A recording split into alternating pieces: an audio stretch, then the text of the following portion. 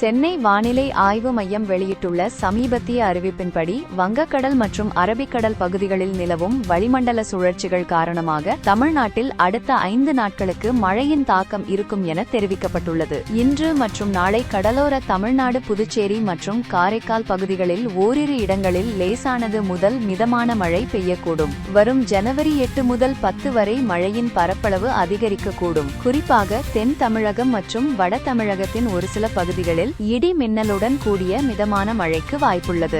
உள் தமிழக மாவட்டங்களில் பெரும்பாலும் வறண்ட வானிலையே நிலவும். இருப்பினும் ஒரு சில இடங்களில் லேசான மழைக்கு வாய்ப்புள்ளது. அதிகாலை நேரங்களில் தமிழகம் மற்றும் புதுச்சேரியின் ஒரு சில பகுதிகளில் லேசான பனிமூட்டம் காணப்படும். இதனால் வாகன ஓட்டிகள் கவனமாக இருக்க அறிவுறுத்தப்படுகிறார்கள். அடுத்த 2 முதல் 3 நாட்களுக்கு தமிழகத்தின் பல பகுதிகளில் குறைந்தபட்ச வெப்பநிலையானது இயல்பை விட 2 முதல் 3 டிகிரி செல்சியஸ் வரை குறையக்கூடும். இதனால் இரவு மற்றும் அதிகாலை நேரங்களில் குளிர் சற்று அதிகமாக இருக்கும். மன்னார் வளைகுடா மற்றும் அதனை ஒட்டிய தென் தமிழக கடலோர பகுதிகளில் சூறாவளி காற்று மணிக்கு 45 முதல் 55 கிலோமீட்டர் வேகத்தில் வீசக்கூடும் என்பதால் வரும் ஜனவரி 8ஆம் தேதி வரை மீனவர்கள் இப்பகுதிகளுக்கு செல்ல வேண்டாம் என அறிவுறுத்தப்பட்டுள்ளனர்.